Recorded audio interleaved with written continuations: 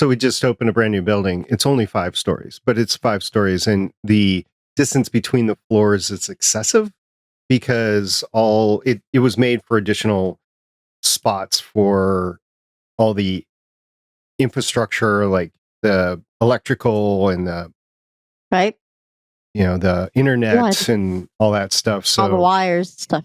It's 3 flights of stairs in between each level. Damn. Wow. Yeah. So I work on the 2nd floor, and I have to go daily to visit people on the 5th floor, the 4th floor, and the 3rd floor. So I am up and down those stairs multiple times a day. That you're the boss, tell them to come to you. They're also bosses. So never mind. You better hoof it.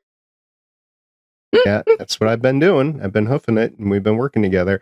I do have some meetings in my space.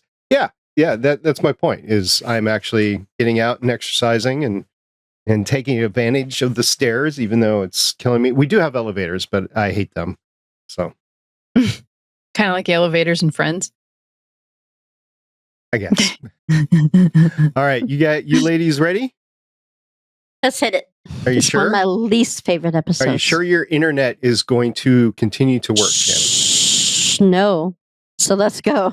Okay, here we go. 3, 2. Welcome to the Artie's Attic Warehouse 13 Fancast, where a steampunk girl, a lifelong sci-fi fan, and a rocket scientist chat about the popular 2009 sci-fi series. There's never a dull moment with the agents dedicated to protect humankind from unexplained phenomena that manifest their powers in special objects. And there's all those friendships and relationships along the way. Grab a cookie while you can. Hope you don't smell fudge. Gear up with your Farnsworth, Tesla, and Neutralizer, and let's have some fun by snagging it, bagging it, and tagging it.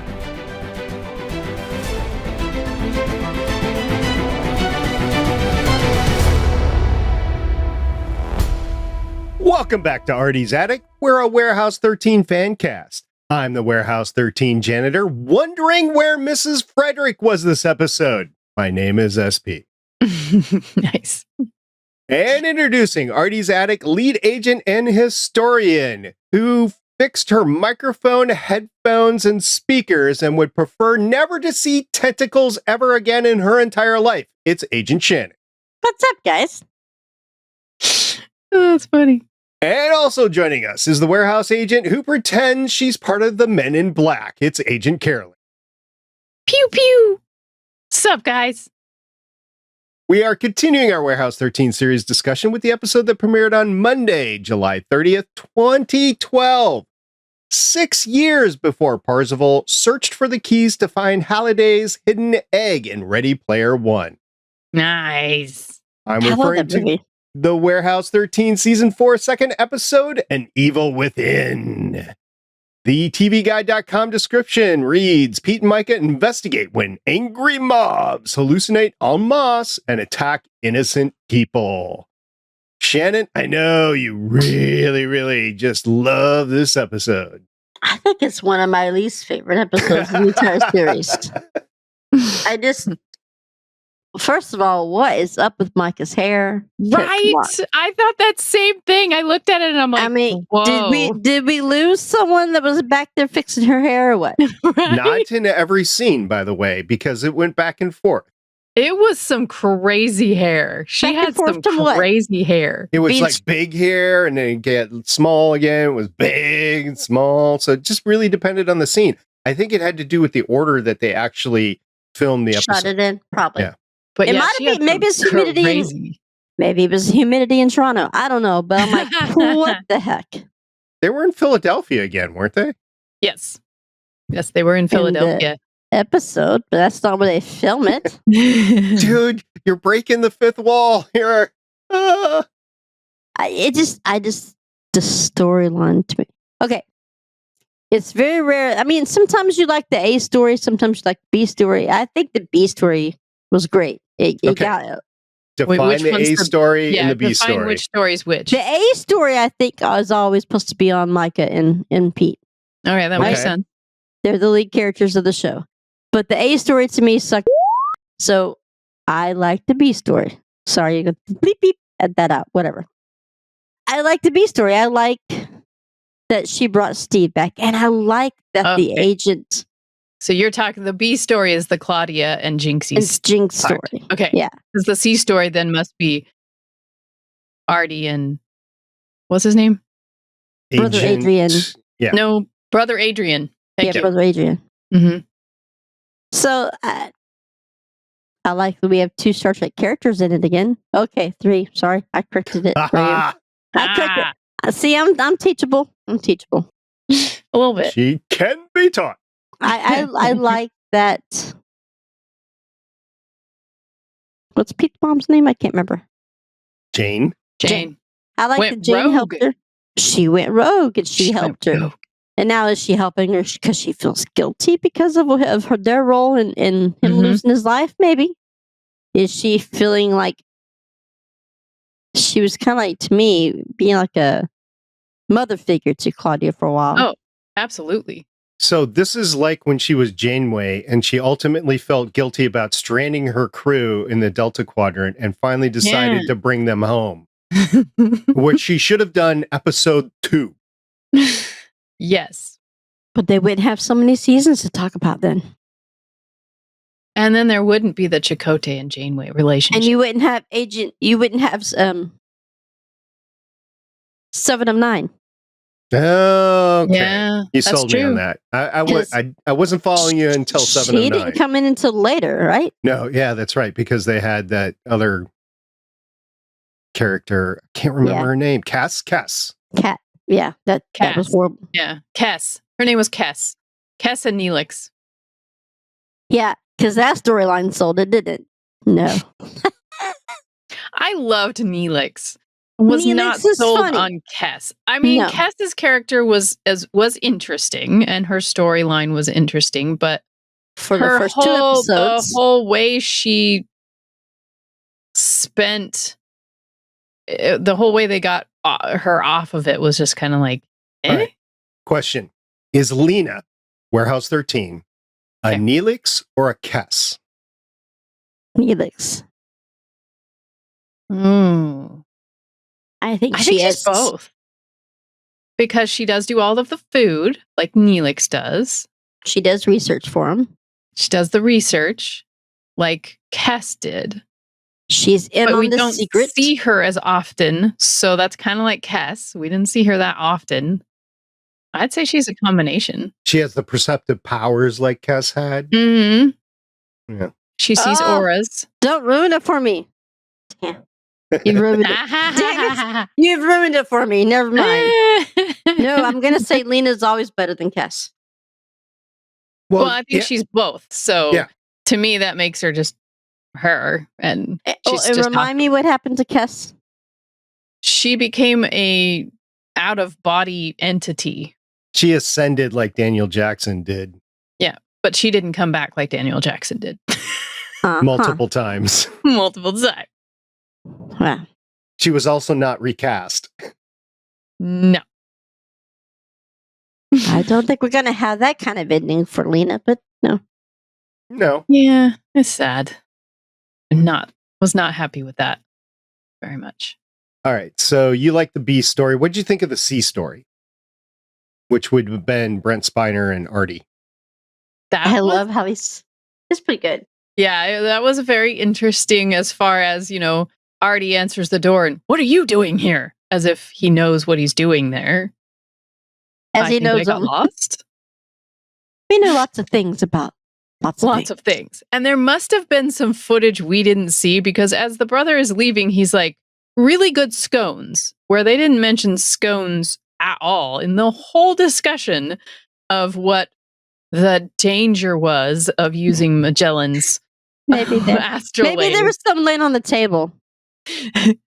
So apparently there were some really good scones that we only heard about as he was leaving, but there was no partaking of the scones. Yeah, Brother Adrian had to have been picking up, but Artie was masking something. So there's a certain level of, okay, so you're the expert here in the artifacts, so I'm going to go with it for a while, especially since you've been here. But after a while, I'd be picking up, there's got to be another way. Why are you asking that? Why are you so... Because why are you so intent? Normally, you would just go and try to help me and research this and go, but you're asking a lot of questions. So, yeah, I think Brother Adrian, by the end of this, he didn't show it on camera. He's on to him. Yeah. Yeah. He has to be on to him. Yeah. Well, and especially after Adrian, he was asking Adrian, well, would bringing back somebody from the dead, would that cause the evil to be unleashed? And Brother Adrian's like, no, why would you ask that? because that has nothing to do with turning back time using the person that's using the astrolabe. Why would you ask that? So, think he's pretty much shown his hand, which is... And normally, I always hate the fact that just with a little communication, things can be solved. Usually, right? In different TV shows, movies, whatever, they're not talking to each other. All you have to do is talk to each other. In this particular case, though, Artie cannot tell anybody because he was warned by Brother Adrian in the multiverse. Yeah, that doesn't exist anymore. He was warned that he couldn't tell anybody because it would also put them at risk. So Artie is in the position... I love how they wrote this, by the way, in this season. Artie is in the position where he cannot tell anybody. But on this flip side of that, by not telling anybody, maybe that's going to create the evil. Well, he is living in evil. And I don't know exactly... It's not apparent to us right now what that evil is that's manifesting. But we do know that if he tells somebody else, he's going to then embark another evil or extend that evil to them, and he doesn't want that. They will suffer the same fate. And it doesn't help the visions he's having of Claudia stabbing him in the chest. Right? And the dagger being the next... Ooh, the artifact finder that Claudia made for him. That was pretty cool. The little tiny device. Snatched it out of his hand. Yeah. What's the portable ping device? Portable ping device. Claudia made it for me. So that's like a miniature football. Yes. Well, yeah. But he doesn't have to be like right at the computer to see what the ping is. So, and at the end, the new ping is the dagger that he sees Claudia with, in theory, stabbing him in the heart. Francesco Borgia's dagger. Easy for you to say. Yeah, I know. Seen in Artie's visions, and the artifact is detected at the end of the episode. Yeah, so this one was fun to watch the beginning. The kids that were arguing at the diner and like, no, you haven't taken in all the variables. And all of a sudden you just hear him say, yeah, it is 47% more likely that Vulcans are 40% stronger than Klingons. You think they're trying to discuss some kind of like big science project or something because they're talking about vectors and strength and this and that. I like how the waitress says, yeah, no wonder there's never a girl here with you. Yeah. No wonder there's never any girls next to you. You gotta have the right kind of girls. You gotta have the geeks out there, guys. Yeah, I would have been part of that argument. Would you? Or if they were talking about Klingon boy bands, would you be all on board then? I'd be like, what the hell's wrong with you? And slap you in the back of the head. No. You're not a true Trekkie. You're not a true Trekkie. My tattoo says I'm a true Trekkie and I don't watch Star Trek boy bands. No. Star Trek boy bands. Now, Klingon Star Trek boy bands. Klingon or no?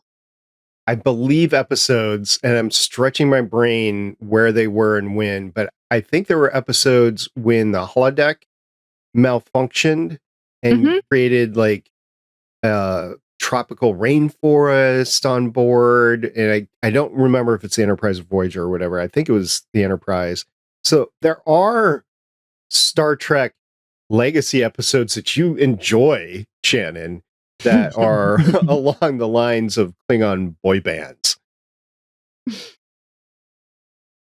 No. No. I'm going to have to go ahead and say no on that. It was probably my least favorite Strange New Worlds episode as well. I'm just saying, you got to open your mind a little bit and give them some credit. And realized that A, a lot of the actors were out of their comfort zone to do it, and B, they probably had a lot of fun at the end of the day, and we all like having fun at work. Yes. One, I get it. I'm glad they had fun. Still no. Okay. It's still not for Shannon. It's still just as what's the word I'm looking for? Cringy. It's still just as cringy as back in the late 90s when Xena did. Okay, Xena had a musical, and I love Xena, and I watched it, but I watched it with like one of these looks on my face, like I'm constipated or something. Right? It's just horrible. Don't do it. Don't do it. I had this permanent look of constipation on my face, and I'm watching. I'm like, and you had to watch it because you're podcasting on it. Strange New Worlds Fancast. But I watched it a little bit on mute, so sorry. All right, Carolyn, what was your favorite part of the episode? Oh, I don't know if I could name a favorite part. Although it was really funny when they were, Tentacles. Tentacles. Yeah. Stop saying that word. It's like a phobia. It was funny that Pete was the one that figured out what the monster was, and that this guy had heard about the key in some horror con, and that you wonder what his job was. Is he the guy that creates monsters for movies, maybe? Because he has this whole studio of tentacled monsters. Yeah, it was something creepy. He just probably creates things for people who live out of the basements with mom. But it was funny when they were in the mom's, the gal that had the groceries, and Pete's in there and he's looking through the gal's fridge and he picks out a carton and it's either milk or orange juice or something, and opens it up. He's about to drink it. And she's like, yeah, the guy handed me a key. And he's like, key? And he perks up like, wait, I know what this is. I don't know as it's my favorite part, but it was a funny part. So he was investigating the food to try to see if it was artifacty. He had a legitimate reason to sample the cuisine in the refrigerator. Is that your story and you're sticking to it? That's his favorite part of the job. Yeah. I watched that scene a few times because it kind of rubbed me the wrong way the first time. Like, oh, you just go to somebody's house and you start eating. But they were legitimately trying to find what the artifact was. Yeah. And they were associating it with something that somebody ate. I mean, there was also the jokes about mushrooms and stuff like that. But oh my God, the mushrooms were everywhere. They did the mushrooms in the food at the diner. Then they did, oh yeah, he must have eaten some wild mushrooms, and that's what made him see it. And then the gym people were like, we didn't have any mushrooms. Or she's like, it's in the water. Y'all had magic mushrooms and it's the mushrooms. That's what made you see it. Need to put more filters on your reverse osmosis. Reverse osmosis system, needed people. To RO cure system. the mushrooms. Yeah. My favorite part of the episode was Claudia's elevator change scene. That's my favorite part of the episode. I could see where that would be your favorite scene. Yeah, it was good. She was good. Mm-hmm. And they actually shot it tastefully, too. They did. They suggested, absolutely, but it was tastefully done. And she was actually doing a costume change to go from going into work to being part of this lab or something like that. And, into a nurse's outfit, basically. Yeah. Right. So there was all sorts of legitimate spycraft going on. But yeah, the way they shot it was really good. I was like, oh, yeah. I love how she fell on purpose in front of the security officer. Yeah. Oh, no, it's no out of order. I'm going to be fired. The whole scene, the whole game that she's playing on him was awesome. And that is not 14. As a security person, Shannon, you just going to let somebody go through because they're frazzled? No. Yeah. No. That's what I was thinking. No, not at my place. It'll be our little secret. Yeah, no. I've had people say things like that to me before. I'm like, well, let me just walk with you then. It could be our secret. Let's go. I did like when she handed the badge to the guy in front of the morgue where she was going to, he's like, what is this? And he starts to rub it and he gets like shocked. He's like, yeah, that's my new little toy. And then as she's going to shoot the other guard with the Tesla, Artie picks her arm up and then she's like, ow with the pulling, ow. The constant references to time travel in the front where, in the beginning when Artie's like, you guys need to be there yesterday. And Pete's like, what do you want us to do? Turn back time? And Artie's like, wait, how do you know about that? How do you know about that? And Pete's like, what are you talking about? What? It was a joke. And he's like, and then when Artie was talking to Claudia in the morgue, I'm not going to let you use an artifact just because you want to bring somebody back. And then she's like, well, if you could change an absolutely horrible thing that happened, wouldn't you? And he's like, well, I kind of I don't know what you're talking about. I kind of already did, but I can't tell you that. I did think it was super sweet at the end when she's like, are we okay, Artie? And he's like, yeah. And then he pulls her, hold onto her arm. And he says, no, we're really okay. And he touches her face and they make this big smile together. That was really sweet. It was watching Jane to help Claudia bring Jinxies back. That was kind of like, no, you wanted him back, so do it, damn it. My favorite part there was when she finally got loud enough to yell over the quietness. Mm-hmm. And he finally turned around. Steve, yeah. And then he woke up and he's like, so why are we in your room? What'd she say? He was gone for 4,320 minutes. Which is 3 or 4 days, something like that. Mm-hmm. She's like, well, if you want to, we can always stop the metronome and you can go be your butterfly because he's Buddhist, so. No, I think I'm good. But she's like, the world is better with you in it, Jinxie. At least mine is. So I don't blame Jinx for having issue transitioning here because now knowing that at any point in time, if somebody stops the metronome by mistake, you stop. You stop. So yeah, I get where he is like, I was dead and you brought me back. Maybe I should be dead. And he doesn't remember, I don't think, his sacrifice. Maybe he does. I don't know. He said the only thing the last thing he remembered was the syringe that was coming at his neck. That was the last thing he remembered. And because I didn't watch the last couple minutes of this, correct me if I'm wrong, but he doesn't know that Claudia is linked with it too yet, or does he? No one knows that. Okay. They don't know the extent of the artifact. That's why when we find out the regents actually did not sanction this. No. I gotta give Kosan all credit in this because, he's coming out and you don't know what the effects are. This could, the effects of this could be like everyone around you die or whatever. And so it's like, oh yeah, we don't know the effect. And any artifact, I don't think they don't know the long-term effects because usually they stop it somewhere in the short term, not necessarily the long term. But this is going to be a long term, otherwise he dies. So, I mean, you don't know. Yeah. It could be immediately taking Claudia's life or Jane's because she helped touch it. I don't know. But Jane's kind of a badass because she did it. She went rogue. It was not sanctioned. So question, you're writing the series and you get to the end of season 3 and Jinxie is dead and you have to deal with bringing the warehouse back. Going into season 4, you could take it either where you bring him back so Claudia can say goodbye and they could come to terms with the situation. With his death. Or you could bring him back to bring him back. So you have options. Which would have been the better? Now, I like the actor. I like the character. Aaron plays it so well. And I like seeing him on screen and all the stuff that he's been in. So I don't have any ill will towards him. But do you guys think it would have been better to leave him dead and just have a final scene? Or do you think it was in the Warehouse 13 best interest to bring him back for the rest of his time on the show?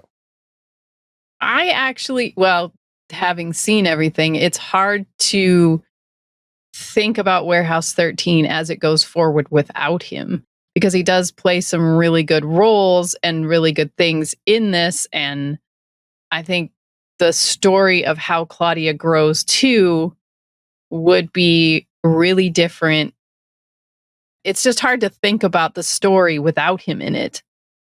So I'm glad that they did do what they did. And now we know what's in that box too. I was thinking they did that view of when that the guy put on the box, hey, this is from your former employer or whatever, and he stuck the box on the thing that had the metronome in it. I didn't really realize that until this episode, but I think I like what they did. I think it would be the way they did it is the best. That was my opinion. I think another way to look at it, the warehouse doesn't allow you to do or keep things or use it for personal gain without there being instant consequences. And I think because the warehouse likes Claudia, because the warehouse knows that she's going to be the next Mrs. Frederick, I think it allowed her to use it to bring Jinxie back because it helped her mentally. I can see that. And she was a little bit more colorful in this episode. You could tell she was going down a dark path. Right. They changed her color. She's going down a dark path and she lost all empathy. She didn't care about anything or anybody or what was going on. She was just determined to get her thing back. But what if that path would have taken her away from the warehouse? Yeah. So the warehouse allowed her to have this moment, bring him back, keep things all good and going, so she could continue to be the next caretaker. True. And where was Mrs. Frederick? Or HG for that matter? HG wasn't in this episode either. So where's HG? They're off in La La Land together. If they decided to go with Artie's gut on this one and allow HG to be back, where is she? Good question. They needed a spa day. Both of them. Both of them. Was that with the bath beads? I mean, one was I see what you did there. I see what you did there. Little defiance. Stalma. And I stress little because Stalma, when she was wearing bath beads, it's not much. It's white the paint beads. and bath beads. Yeah, that's it. Yeah. Oh, the Stalma days. And I got Shannon. Now she's gone for the rest of the episode. Woo, Jamie Murray. There goes Shannon's brain. I lost track. I don't remember what I was going to say, but defiance and her in the bath. And I will say that it'll be interesting for me going forward because I realize this is a very dark season overall with what I know, the storyline that's coming.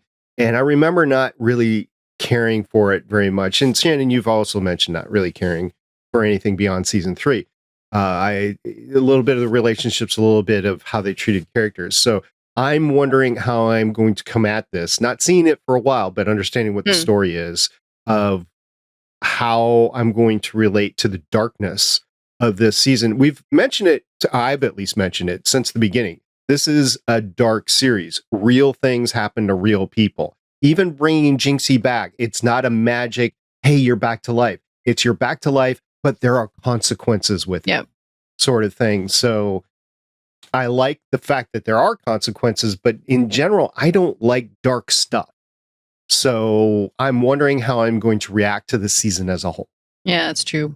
I don't think I realized how dark it was until we started talking about it. And then I'm like, this actually is really dark. Well, speaking of dark, but still kind of cool, like one of my favorite episodes, one of many, right? I can't remember if it's in this season or the 5th. I think it's this season because there wasn't much to the 5th season. Well, because there's only 6 episodes, so it had to have been this one. There is a black and white episode coming up. Is it next? I can't even remember the name of it. I don't think it's next. The next episode is Personal something. Effects. The big something. I don't know. Yeah. That is. I have that T-shirt. I love that episode. But it's they're going back into a kind of like a Dick Tracy 1940s whodunit kind of thing. Yeah, I love that episode. Yeah. So, but even then, even though I love that episode, that one's dark too because it reminds me so much of the episode of TNG where they all get, they all go into the 1940s. Him and Beverly are going into that. Oh yeah, that episode where he plays the detective. What's that detective's name? I saw that one recently. Remember it. Oh, I want to say Dick Tracy. That's wrong. No, it's not Dick Tracy. But Just somebody like is screaming at their headphones right now. Remember in the holodeck, something went wrong. So when they got shot there in the holodeck, they were Dixon Hill. That's it. So, I'm also having I'm trying to think of his name, but I'm also thinking of the movie Oscar. Either one of you seen the movie Oscar with Sylvester Stallone? It is amazing. You should go watch it. But there's a scene in there where it's in the 1939, 1940. And he's trying to he's a gangster, but he's trying to become a banker. So it's a comedy. Actually, it really is. But he's trying to go straight after he's been this hardcore 1930s head of the gangster, right? Anyways, but there's a scene in there where they're trying to get money from the detective. And anyways, long story. It's a funny movie. Go watch Oscar. But I'm trying to think of the scene in that movie because just like, remember when Beverly dresses up and she's in the 1940s and she pulls the little hat down. Yeah, she pulls her hat down. She swallows gum. Oh, yes, I remember that. The Big Goodbye. That's what it's called. The Big Goodbye. Right? Yes. TNG? Yep, the Big Goodbye. Yep. And she's given a piece of gum and she swallows it. And the guy's looking at her like, what the heck? It's the first time that anyone's actually experienced holodeck stuff. You can tell because they're they get into it and they're like, wow, you're real. And they're poking at them and I didn't know that this was a thing. Oh, you have to have money? So fast forward to Warehouse 13. And this reminds me of that episode where they get transported into a book, not a holodeck, but the consequences are real from that episode. If they get shot or hurt in the episode, then they're shot and hurt in real life. So you have those consequences and it's dark. The whole thing is dark because of the type of stuff that they're chasing after, but it's a whole 1940s whodunit. I love it. Noir or something. Go back to this one. It was interesting to follow each one of the stories because there was a lot in each one of the stories. But yeah, I don't know what they did with her hair. It was what, did you stick your finger in a light socket or something? Because it was crazy. It was all over the place. Maybe they let her do it instead of the hair director. But or maybe she had some kind of shoot going on or another filming. She was doing something else and just needed big hair for it. It was interesting that the one before was before HG. And now we're back with we're supposed to have HG. It was before when the warehouse had blown up. Now it's after the warehouse is back. So I was just wondering if there'd be something along those lines. I don't remember if her hair goes back to normal next episode or not. But I don't either. I was going to bring it up in the intro for Shannon, actually, and I elected to go a different way this time around. I did notice it. But like I said, I also went back and forth with it. I did. The other funny part was when they were in the diner, because this is when I first saw the first monster. And Pete's over there. He's like, well, maybe it's the condiments because I never trusted no gray poop. Give me that yellow stuff. She's just looking at him like, are you for real? He'd take you anywhere. And then at the end, when she's defending him because he's become the monster because he touched the key, the guy put it in his hand so that he would become the monster and they would try to kill him so that he could get away. She's like, yes, he's annoying. And sometimes I want to throw a chair at him, but he's my partner. And he's just back there that's probably true. Yeah. And everybody else sees. Argh. Well, and I thought it was interesting that when he answered the phone, the cell phone, when he was calling Myka, he sounded like a monster on the phone to her, even though she wasn't even in the same area because I thought the artifact, the key, only worked with people that were close to it, but apparently you could sound like it over the phone too, which was incidentally, when we tried to connect to Shannon a couple of days ago and record this, that's how she sounded. So we thought, we need to just wait. Pete must have touched something in the warehouse, you're saying, and whammied Shannon's internet. Something like no that. Wi-Fi. Yeah. No Wi-Fi. I'm surprised they got it back as quick as it is. They cut the wire in the the neighborhood across the street where they're building all these Ace Hardware stuff. So, oops, somebody didn't mark the right spot. So I looked through the cast, and I've gone through the cast several times, and I watched it, and I didn't really notice anybody that would be a notable guest star this episode. I mean, there's Brett Spiner. Yeah. But I didn't know. We talked about him last time. Yeah, I didn't notice anybody else new. There's some people that have been in a few things, one-offs, maybe a few episodes in a notable series as a recurring character for a couple of episodes. Jerry Ryan's coming back. Yeah, but nobody notable. Kate Mulgrew was also in this, and we also had Edwin Kosan, so... Heavy Star Trek. But Jerry Ryan comes back for another episode, I think. Good. I think. I don't know, but I hope so. Off the top of my head, I can't remember. So this episode was directed by Konstantin Makris, and he has the two primetime enemies. We've talked about him before. This is his, I believe, seventh of 9 episodes. We will see him. 7th of 9. Yeah, 7th of 9.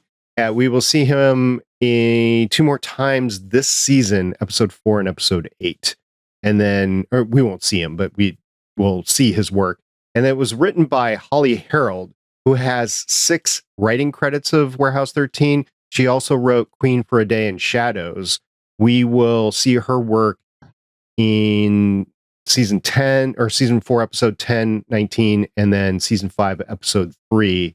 Those titles are We All Fall Down, All the Time in the World, and A Fair to Remember. Season 5, I know. 415, Beyond Instinct, right? Or Instinct?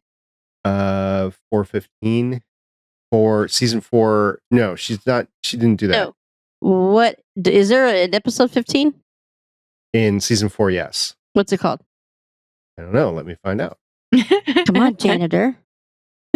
This is not something that I normally have in front of me, just to let you know. You normally have stuff that people's been doing for the past 30 years. You have it. Yeah, but I don't have all the episodes of Warehouse 13 at the tip of my fingertips. Instinct. What? Season 4, episode 15 is Instinct. Okay. That is with H.G. Wells, which is probably why you remember it. That's the last one, other than a brief moment at the end of 5. Which is your favorite season? We put it on both of you. Shannon, did you have a favorite scene in here? I don't know if we talked about that yet. I just like when she finally got a hold of Jinxie. And he finally turned around and realized it was her, that he's staring, he doesn't have to stare off into white space anymore, that she came after him. That conversation, that heart-to-heart conversation that they had was intense. Yeah, it was. I did really like when he finally woke up and she gave him the biggest hug in the whole world. And he's like, yeah, I missed you too. Their relationship is just the best. I just love it. He just woke up and he had still been undercover, basically. He was only mostly dead. Well, he was undercover, he died, and he came back, and then all of a sudden she's there. And as far as he's concerned, like me. Yeah, as far as he's concerned, he had just seen her and told her what was going on just an hour ago. It's true. In the woods, right. Did you get my reference? Seriously. He was only mostly dead. Of course, I got that reference. Okay, just checking. Shannon does. She hates that film. I was mostly dead. No, it was from a movie. Oh. It's from my favorite movie of all time, The Princess Bride. No, exactly. It's not your favorite movie, but it is mine, and I will love it forever. That's okay. I like The Last of the Mohicans, and nobody else watches that with me. I'd watch it with you. No, I was watching Atari. That's a long movie. Mostly I like that soundtrack. I know, right? That's right. It's a really good soundtrack. It really is. Who scored that? I don't know. Probably Hans Zimmerman, because I love his stuff. Probably not. But he does have amazing stuff. He's the one that does Dune and Gladiator. Randy Edelman and Trevor Jones. Trevor Jones. That's what I was thinking. I love that soundtrack. Yeah, I know, right? I could play that on repeat. just that song. I repeat that. Right? I put that song on repeat for like an hour, and I still don't get tired of it. It is a really good song. I really do love that song. People's like, what the hell are they talking about? It's going off in my head right now. Go watch it. I remember the first time I ever saw that movie, I was in history class. 10th grade, I think, in 1992. I just aged myself. 1992, and we got halfway in, maybe about a quarter into it, and then they made us stop it because apparently somebody complained and we weren't allowed to watch it because it was too freaking graphic. I'm like, this is 10th grade, and you're calling this is graphic when in 7th grade you made us watch Glory? Right? What the hell? I mean, we watched Schindler's List, so I know Schindler's List is freaking gory. Oh my God. I love that somebody was able to express that story the way that they were. Steven Spielberg. Yeah, but I don't want to watch it. Yes. But I watched it once, and that was good enough for me. Yeah. Although the soundtrack is amazing. But what exactly? But other than Tommy Hawk's on your phone, I mean, what is graphic? How is it more graphic than Glory? Right. I was in basic training in 4th of July, and the movie that they chose for us to watch was Glory. Oh. And I will always forever associate Glory, which is actually a decent movie. It is. It's true. It's just not one I'm going to go back Danny Glover and Matthew no, not Danny Glover. Oh, Denzel Washington. And Denzel Washington and Matthew. It was Denzel Washington. Who was that? It was Matthew. I don't know. Matthew. You're gonna kick yourself when I start reading off. Yes, it had probably. Tons of people in there. Matthew Broderick was the main. Matthew Broderick and Denzel Washington. You are correct. But the one that you should think of is Morgan Freeman. I love him, but he was in it too. And Carrie Hughes was the major. He was in there. Yep. I remember that too. Which was weird for me to see him in that such a serious character. Yeah, he didn't have tights on. Tights. Andre Baher was in there. Sorry if I missed his name. You would know him. He's been in a lot of notable things. Probably. If I saw his picture, I'd probably see it. Frequency, The Mist, City of Angels. Let's see. Who else is notable? I loved that movie until the end. That movie at the end of it just was like, why?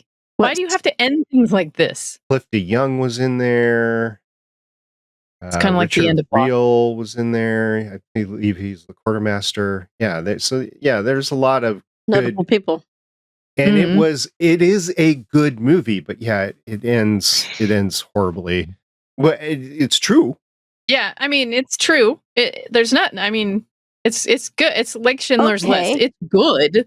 It is a well done movie. Well, and the different things that they do, like this one girl that has a red coat, and that's the only color that you see throughout. But she's a 4-year-old girl. We all know it's going to happen. So, yes, so I agreed. It is a well done movie. It's not what I'm going to go back and see. Well, but last of the Mohicans is talking about the French and Indian War. So I mean, it was the colonization of New York and all the area right there. I mean, to me, I love that history. That's my favorite time period, anyways. But don't tell me I can't watch it. But yet it's too gory. But yet you make me watch Glory when I was younger than I was in 10th grade. What the heck? Exactly. Oppenheimer would be another movie that I know some people would want to put like in a history course of what actually happened with the creation of the bomb. It was really about the people, not necessarily about the technology, although that was part of it. I can't stand that movie. It screws with my head. You don't want to see it. It screws with my head because they, like Dunkirk, they do different time frames and they do different things to show different time frames. You keep up with it. Yeah, I was like, no. It's pretty sad when all three of us are sci-fi geeks, but yeah, we have trouble keeping up with that kind of going back and forth. I mean, I get what they're trying to do. Yeah. It's just, if I'm going to watch a movie, I want it to make sense. And you are showing me something that I have to figure out. And film geeks love it. You know, people that are into cinema love that sort of stuff. This isn't a mystery. We know what's going to happen. Why do you have to make it so hard? Trying to put a different spin on it, I guess. It's like Titanic. You know the freaking boat is going to sink, but it's the story of the people that you follow, right? There's a movie. There was room for Jack, damn it. There's a series. It's not a movie. It's a series. I want to say it's called 1963. 11/22/63. Yes, that one. It's so. I'm like, I'm lost. It's got a time travel closet in it. Yeah. Yes, it does. Never heard of that. It's about the assassination of JFK. It's talking about these agents that are trying to go back in time. They figure out a way to go through, and they're trying to stop the assassination before it happens. And then, of course, they're finding out that it was not just what's his name, Lee Harvey Oswald. That, of course, guess who was involved in it? Da da da, CIA. So, Shannon, let me ask you this: where did this event occur? In real life, Dallas. Yeah, real life, Dallas. What major metropolitan area do you live in? DFW, and I've been there many times. The X is there on the ground. Okay, that's what your interest is. The fact that you live there. Actually, I mean, not only do I live here, but there's a tour a long time ago when my friend from Australia came to town. First time she'd ever been to Texas. Cookie. Yeah, we the girls were small then. I mean, that was in 2000. Yes, that was a while ago. So Michaela was 7, 6, 5, 4. So and Bear was 4. That's how long that's been. Okay. So 7 and 4. But there is a tour that you can take in Dallas that will take you on a bus tour. Not only will it start you there in Dallas and then shows you all the places and the book depository and the grassy knoll, but then it takes you on Lee Harvey Oswald's journey of how he left the city and went home. And you actually got to go in these people's home.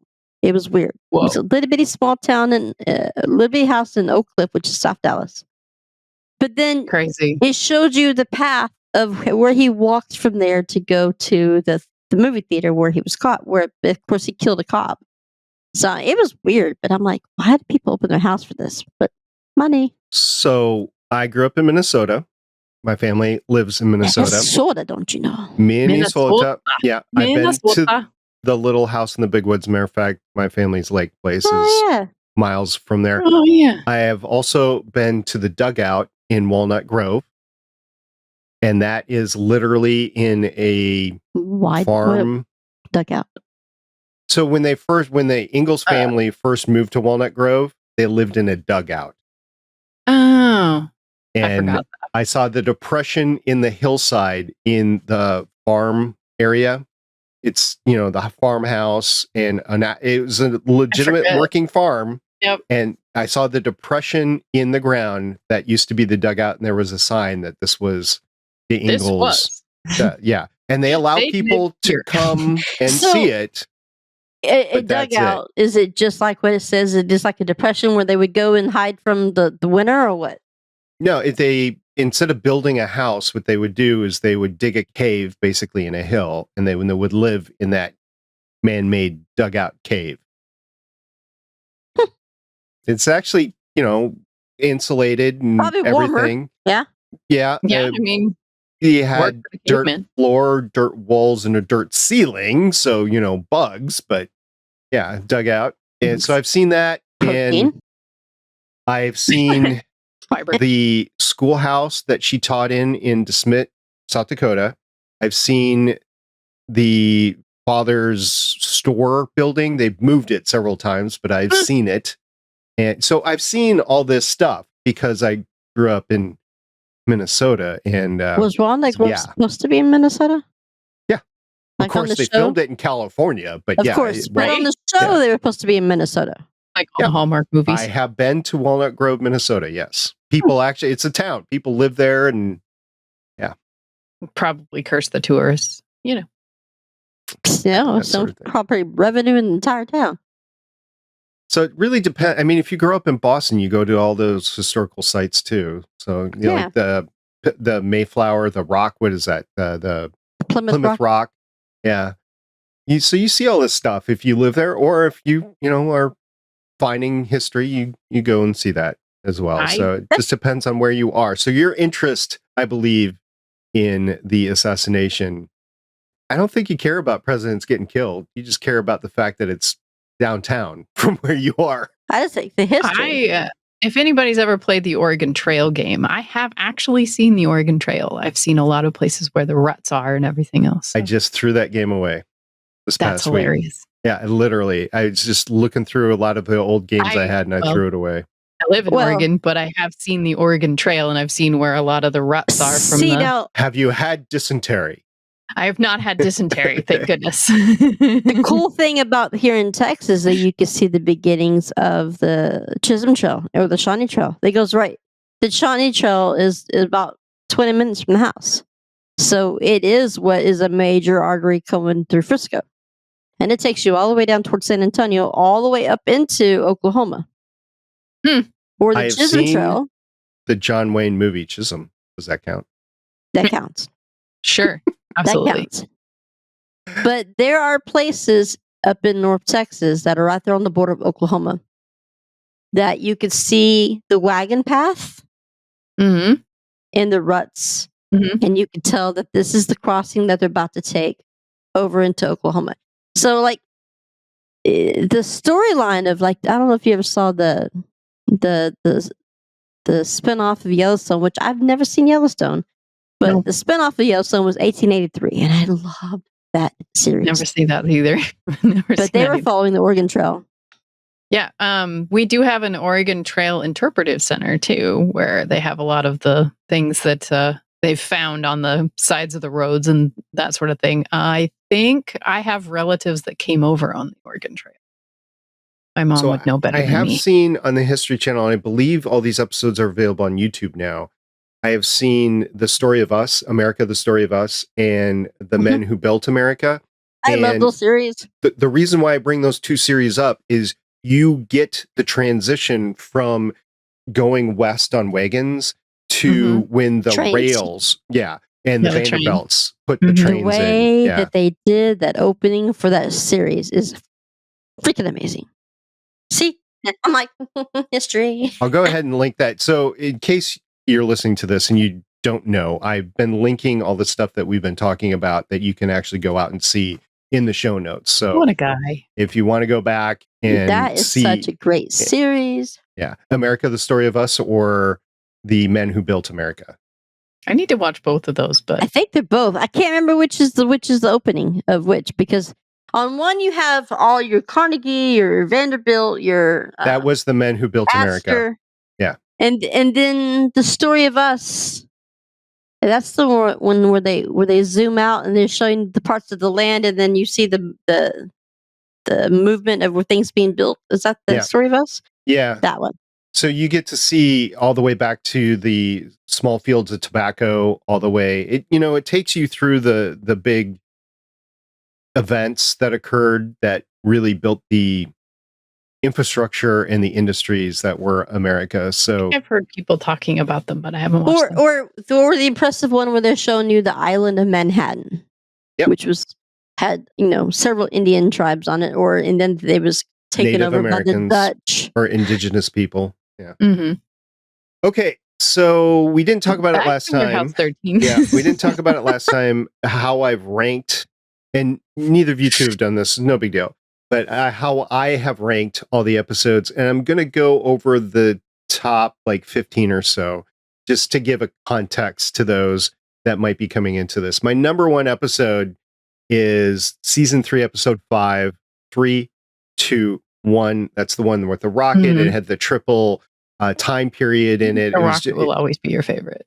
Well, and also the time dilation. It is pretty cool. I do like that well, one. That's the first time we get to see a little background of HG when she's with the rocket in 1888. I think she's at.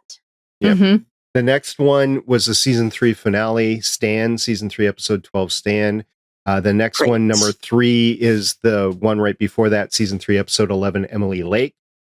The next one is season 3, episode 8, The 40th Floor. That's when you see Janeway, and they're trying to, get the regents out of the building that is collapsing. The next one is season 3, episode 3, Lovesick. The next one is season 2, episode 1, Time Will Tell. The next one is season 1, episode 12, McPherson. That's the number 7. Season 1, episode 8, The New Guy. So that's the first Jinxie episode. Season 1, episode 4, Claudia. And the only reason New Guy is above Claudia is a big part of New Guy there. So that's why those are back to back. Season 1, episode 10 is The Greatest Gift. That is the holiday episode. Christmas. Yeah, the good holiday episode. Not the... Not the one think before. The other one is bad. Yeah, and nothing about the actor involved. It's just a bad story it was, and everything. Meh. The next one, season 4, episode 1, A New Hope. So that's the number 11th. That was the season premiere for season 4. Season 3, episode 4, Queen for a Day, talking about 7 of 9, Jerry Ryan. And then season 2, episode 11, Buried. And that's another good one with HG. You get the history of the second warehouse and stuff like that. The next one is season 4, episode 2, this one, An Evil Within. And just so you get a sense of what it went above, episode 15, my 15th favorite episode is season 3, episode 6, Don't Hate the Player. Wow, that's so many seasons 3s for you. Yeah, season 3, as it turns out, is really good. Yeah. It was a good season. But he hasn't gone through the 4th season yet, and he doesn't remember all of them. So those things could change. Yeah, but the best season 4 episode so far is just episode 11, or my 11th favorite episode. So it's true, but we're only on episode 2. And yeah, that was number 14. So, I mean, we'll see. We'll see as we go along. But right now, it's looking like season 3 was bang up, and then the premieres, and then the season finale, or whatever. But yeah, see, even though we all kind of didn't like this episode, the reason why it's so high, because we have had 40 episodes for me, is because it was just well written. You did have the 3 storylines, and even though it wasn't our favorite episode, I think the episode was well done. There was a lot of background and a lot of build up for the rest of the stuff, because they had to we had to have the story of how Jinxie came back, and you had to start the story of the consequences for what Artie did. But at the same time, you still got to go hunt down artifacts. So you got to have that story. So this was kind of a building episode. So it was a good episode. It's not my favorite, but it was a good episode. I'm wondering if I go back and rewatch the pilot, because right now the pilot is in position 37. This is my 4th from the bottom. I'm wondering if I would enjoy the pilot more, but I don't know. When we watched it, it did not connect with me. That episode we just watched here while back. That happens in the beginning. Well, yeah, that episode we just watched here while back with the Christmas episode, right? When he erased himself, basically, and he got to meet the version of Myka that was all stiffened by the book. Yeah. Now you can go back and watch the pilot, and you're like, okay, there she is. Yeah. There she is. Yeah, maybe that's why I didn't like it, because it was them before they went through the process and everything. But anyway, just wanted to bring everybody up to speed in case you cared about my prioritization, at least, of all the episodes. 321 was it was a fun episode. I enjoyed it. It was a really good episode. And nothing has knocked that off in a whole season. The game is afoot. The game is afoot. Indeed. All right. So next time we have a podcast, we're going to be talking about season 4, episode 3, Personal Effects. And Shannon, you have your same 3 choices that you can make: the tvguide.com description, the IMDb description, or the Amazon Prime Video description. Amazon. Okay, I was going to say your intuition is probably correct here. Okay. Amazon Prime Video description of Personal Effects reads, "It's all hands on deck to prevent a small town from being wiped off the map when a box full of artifacts is accidentally unleashed there."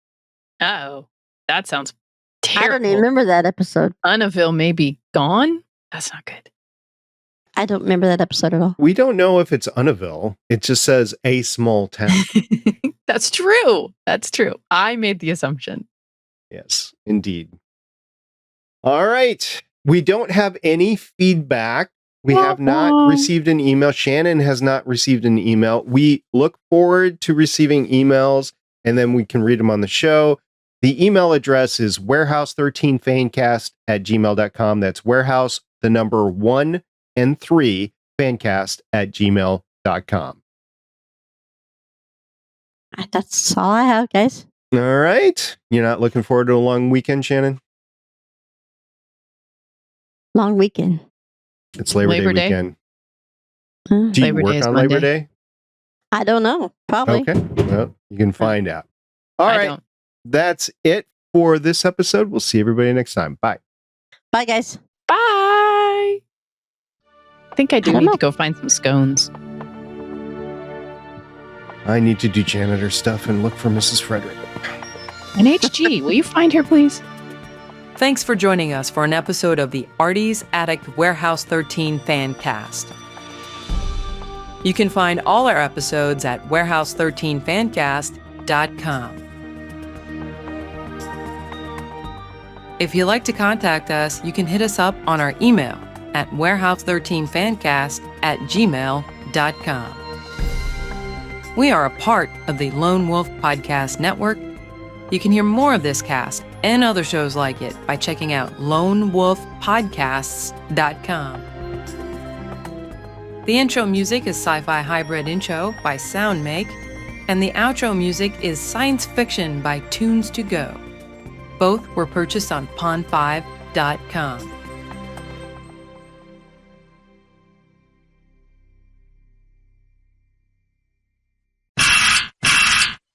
All right. How you doing, Shannon? I'm doing okay. Ooh, I like these. Hey! Wow. Brain injury.